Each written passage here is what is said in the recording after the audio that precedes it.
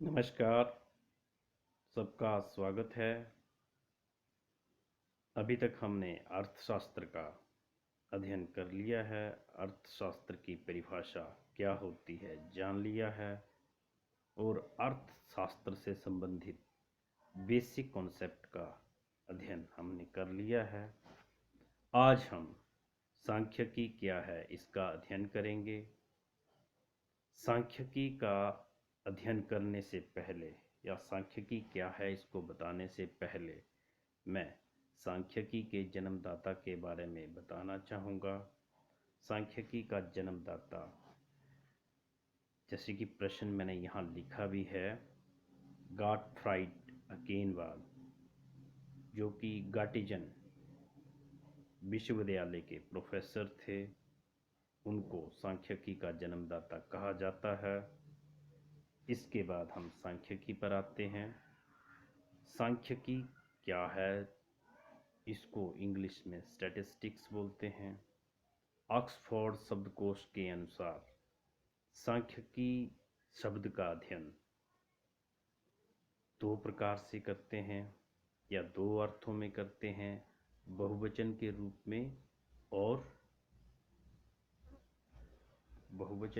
में और एक वचन के रूप में। तो बहुवचन के रूप में सांख्यिकी की परिभाषा से हमारा अभिप्राय व्यवस्थित ढंग से एकत्रित किए गए सांख्यिकीय तथ्यों की जानकारी से होता है।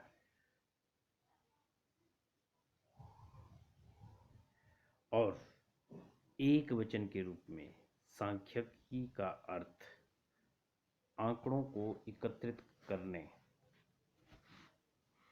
और उनके वर्गीकरण प्रयोग करने संबंधी विज्ञान से होता है।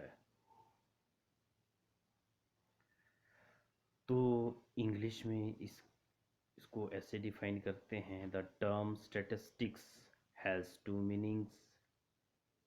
As a plural noun, it means numerical facts systematically collected as statistics of population, जैसे कि जनगणना संबंधी आंकड़े। दूसरा, as a singular noun, it means science of collecting, classifying and using statistics. Oxford dictionary, ये है ऑक्सफोर्ड डिक्शनरी के अनुसार।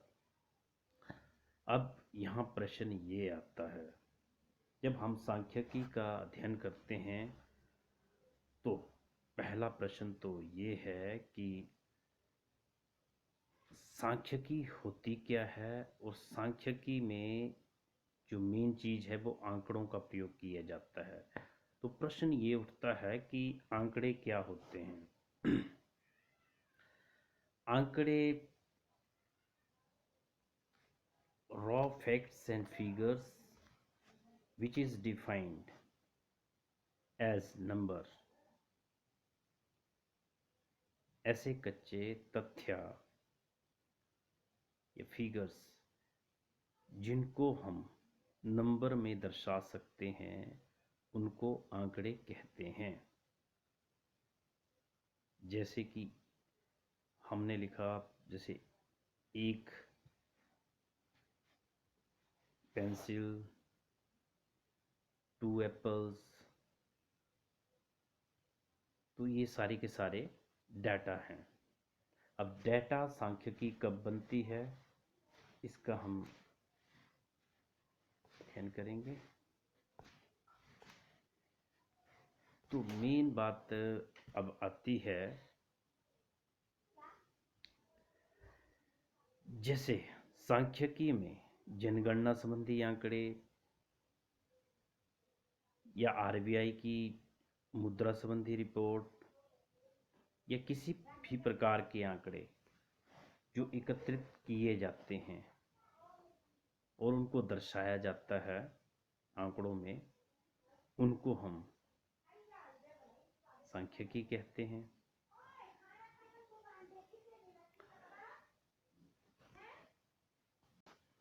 इसी तरह से रोजगार संबंधी आंकड़े, राष्ट्रीय आय संबंधी आंकड़े, कई प्रकार के आंकड़े हो सकते हैं। अब जरूरी नहीं है कि जब सभी जो आंकड़े हैं वो सांख्यिकी हो। सभी सांख्यिकी आंकड़े हो सकते हैं, लेकिन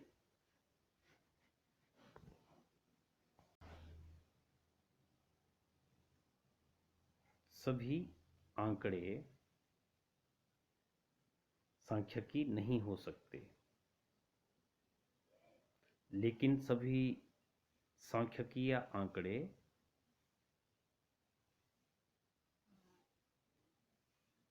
हो सकते हैं।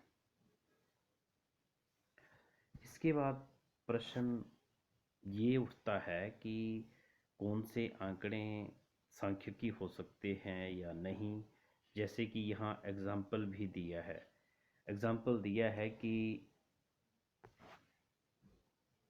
जैसे गाय की 4 टांगे हैं, तो इसको हम सांख्यिकी नहीं कहेंगे।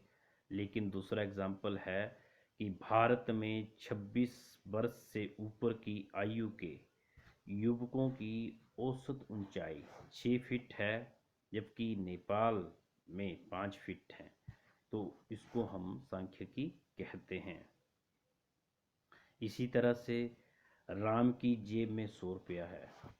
राम है, मोहन, कोई भी हो सकता है, पर इसको हम सांख्यिकी नहीं कहेंगे, ये आंकड़ा है सिर्फ। लेकिन दूसरा है कि भारत में जन्म दर 18 प्रति हजार है, जबकि अमेरिका में 8 प्रति हजार, तो इसको हम सांख्यिकी कहते हैं। इसी तरह से तीसरा एग्जाम्पल है कि एक 100 किलोमीटर प्रति घंटा की तेज रफ्तार वाले ट्रक से महिला घायल हो गई, तो इसको हम सांख्यिकी नहीं कहते हैं। लेकिन दूसरा एग्जाम्पल है कि पिछले 10 वर्षों से भारत ने क्रिकेट के 60 टेस्ट मैच जीते हैं तथा 50 हारे हैं।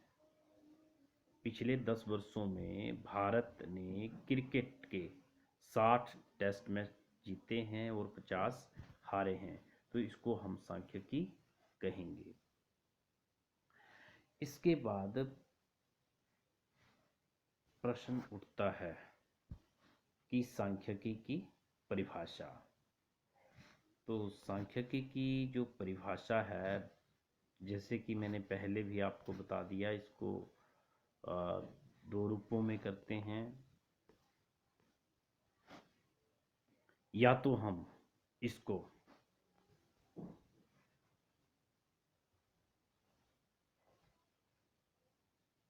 एक वचन के रूप में करते हैं या तो बहुवचन के रूप में करते हैं सांख्यिकी की परिभाषा को। तो पहले हम बहुवचन के रूप में सांख्यिकी की परिभाषा लेंगे, जो कि ए.एल. बाउले ने के विचारों की है। तो A L. Bowley, statistics are numerical statements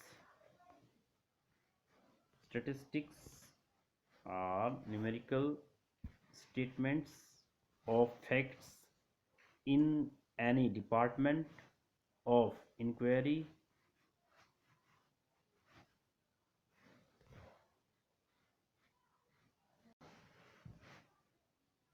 placed in a relation to each other. A.L. बाउले। तो इनकी डेफिनेशन में ये कहा गया कि आंकड़े अनुसंधान के किसी भी विभाग में तथ्यों के संख्या के रूप में ऐसे विवरण होते हैं जिन्हें एक दूसरे के संबंधित रूप में प्रस्तुत किया जाता है। जैसे कि मैंने पहले भी बता दिया था कि अगर सिंपली हमने इसको डिफाइन करना है तो हम ये कहेंगे ऐसे आंकड़े जिनको हम समूहों में सिस्टेमेटिकली व्यक्त कर सकते हैं, तो उस परिभाषा को हम सांख्यिकी की बहुवचन के रूप में परिभाषा कहते हैं। इसके बाद जो नेक्स्ट विषय है हमारा वो है फीचर्स और characteristics of statistics in plural sense और एज न्यूमेरिकल डाटा।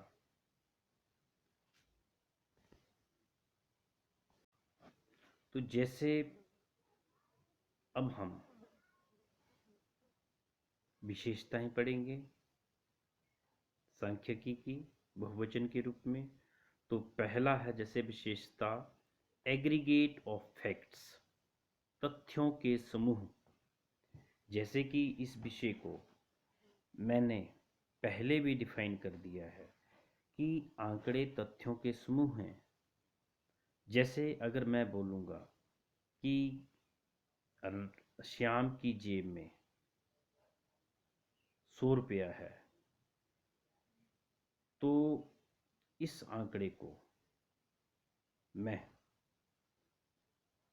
तथ्यों का समूह नहीं कह सकता, लेकिन अगर इसकी बजाय दूसरी बात करते हैं कि यदि 10 बच्चों के जेब में 50 रुपये हैं, तो इसको हम सांख्यिकी कहेंगे। इसी तरह से दूसरा है न्यूमेरिकली एक्सप्रेस्ड, कि आंकड़ों को संख्या के तौर पर व्यक्त किया जाता है। आंकड़ों को संख्याओं में व्यक्त किया जाता है। अब हम सांख्यिकी में उन्हीं को लेंगे जिनको हम संख्या के रूप में व्यक्त कर सकते हैं। जैसे कि हम दूसरी फीचर्स के हम बोलेंगे कि ये बहुत काला है, गोरा है, ईमानदार है या बेईमान है, या कोई और फीचर जिनको हम संख्या के रूप में व्यक्त नहीं कर सकते हैं, उनको सांख्यिकी नहीं कहेंगे। इसी तरह से तीसरा है कि affected by multiplicity of causes, अनेक कारणों से प्रभावित। आंकड़े जो होते हैं वो कई कारणों से प्रभावित होते हैं। इसका एग्जाम्पल मैं मांग का लूँगा। जैसे किसी वस्तु की मांग कई तत्वों पर निर्भर करती है, कीमतों के अतिरिक्त। जैसे कई बार मौसम के ऊपर, कई बार रुचि के ऊपर, या कीमतों के भविष्य में कम होने की संभावना या बढ़ने की संभावना। इन कारणों से मांग प्रभावित होती है।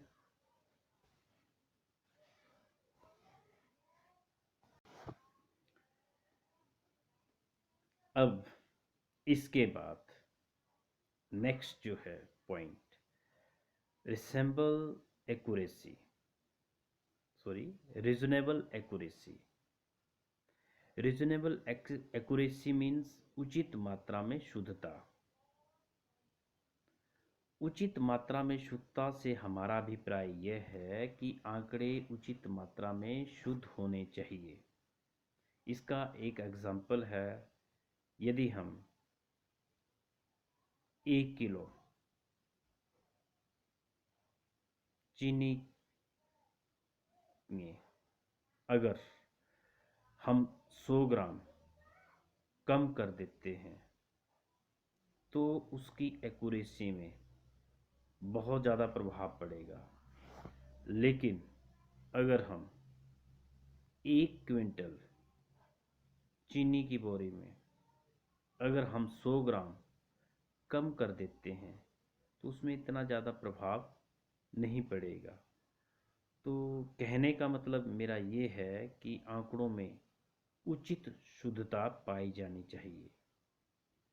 अगला जो है इसके बाद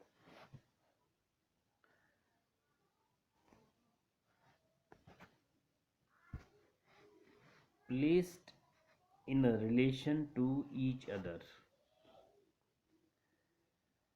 आंकड़े ऐसे होने चाहिए जो एक दूसरे से संबंधित होने चाहिए।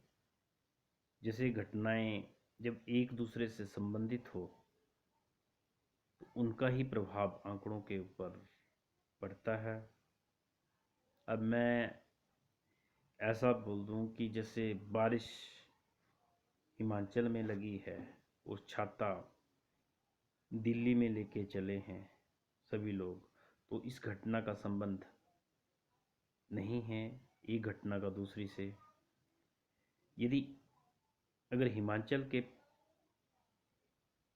लिहाज से मैं इस बात करूं तब इस घटना का संबंध दूसरी घटना से है तो इसको हम आंकड़े कहेंगे। बोलने का मतलब मेरा सिंपल ये है कि घटना एक दूसरे से संबंधित होनी चाहिए या आंकड़े एक दूसरे से संबंधित होने चाहिए। नेक्स्ट है छठा उद्देश्य प्री डिटरमाइन पर्पज, पूर्व निश्चित उद्देश्य। पूर्व निश्चित उद्देश्य से हमारा अभिप्राय यह है कि आंकड़े किस उद्देश्य के लिए इकट्ठे किए जा रहे हैं और क्यों इकट्ठे किए जा रहे हैं, इसका उद्देश्य बिल्कुल क्लियर होना चाहिए। अगर आंकड़ों का उद्देश्य क्लियर नहीं होगा तो हम सही निर्णय पर नहीं पहुंच पाएंगे। तो ये हमारा उद्देश्य है कि आंकड़ों का पूर्व निर्धारित उद्देश्य होना चाहिए। सातवां है एनुमरेटेड और एस्टिमेटेड, गणना तथा अनुमान। आंकड़े किस विधि से इकट्ठे किए जाने चाहिए, गणना करके या अनुमान लगा के, ये डिपेंड स्थिति के ऊपर करेगा कि कैसी स्थिति है। अगर अनुसंधान का क्षेत्र छोटा हुआ तो हम अनुमान मेथड चूज करेंगे, एस्टिमेट लगाएंगे। यदि अनुसंधान का क्षेत्र बहुत विस्तृत है जिसकी गणना करना मुश्किल है तो यदि अनुसंधान का क्षेत्र छोटा है तो हम गणना करेंगे जनगणना विधि से।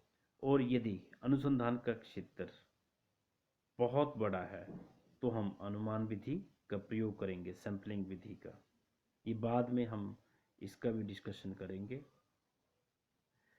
आठवां है collected in a systematic manner. आंकड़े जो हैं वो व्यवस्थित ढंग से इकट्ठे किए जाने चाहिए। आंकड़ों को व्यवस्थित ढंग से इकट्ठे किए जाता है सिस्टेमेटिकल वे में, अर्थात एक प्रॉपर या सिस्टम से सब आंकड़े इकट्ठे किए जाने चाहिए। अगर अनसिस्टेमेटिक वे में या इनसिस्टेमेटिक वे में इकट्ठे किए जाते हैं तो आंकड़े या आंकड़ों में शुद्धता की कमी पाई जा सकती है।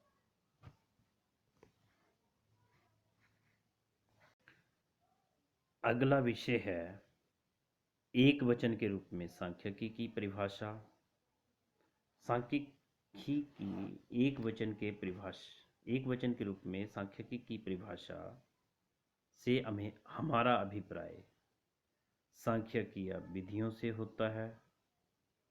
इसमें जैसे कि यहाँ एक डायग्राम भी बना है और फ्लो चार्ट तो इसमें ये बनाया भी है, अवस्था वाइज दिखाया है इसमें। जैसे कि स्टेज नंबर 1, स्टेज नंबर 2 और स्टेज नंबर 3।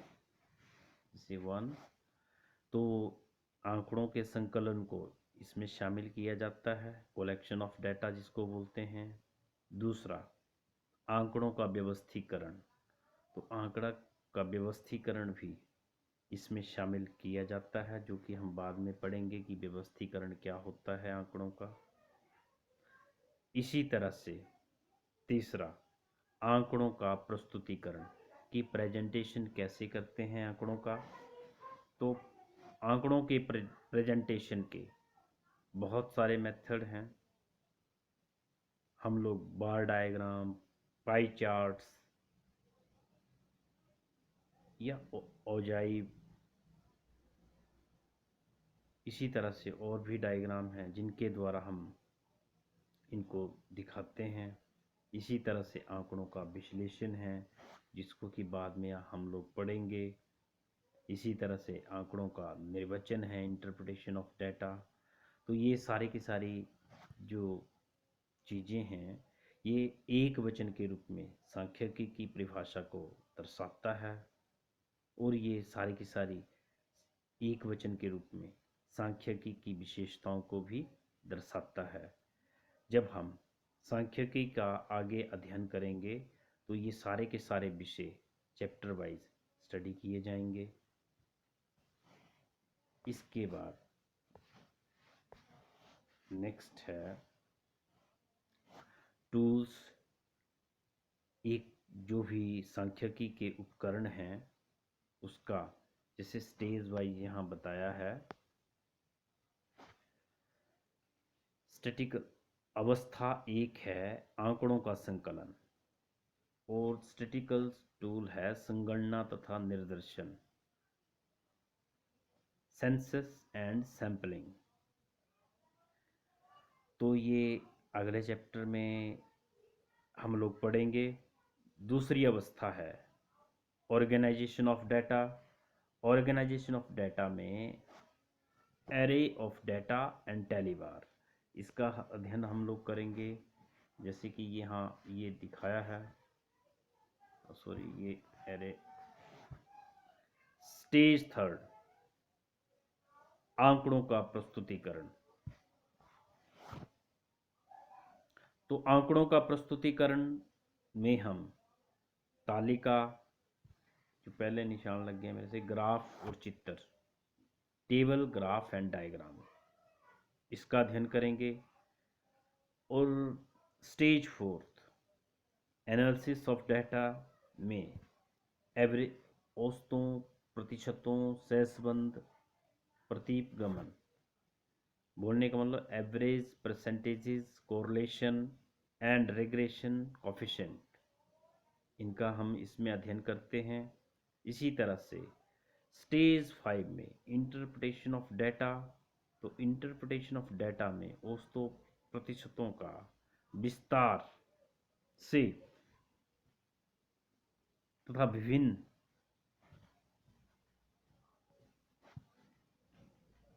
आर्थिक चरों के संबंध में की डिग्री से होता है, संबंध की डिग्री से होता है। तो अभी तक हमने सांख्यिकी की परिभाषा एक वचन के रूप में, बहुवचन के रूप में, इसी तरह से समंकों की विशेषताएं बहुवचन के रूप में, इसके बाद हमने सांख्यिकी के टूल्स पढ़े, उपकरण। इसी तरह से सांख्यिकी एक वचन विज्ञान है, एक वचन के रूप में, इसका अध्ययन किया। तो यहाँ प्रश्न ये बनते हैं कि सांख्यिकी की परिभाषा दो, एक वचन या बहुवचन के रूप में। इसी तरह से आंकड़े किसे कहते हैं, ये परिभाषा बनती है, बहुत ज़रूरी प्रश्न है। इसी तरह से बहुवचन के रूप में सांख्यिकी की विशेषताएं, ये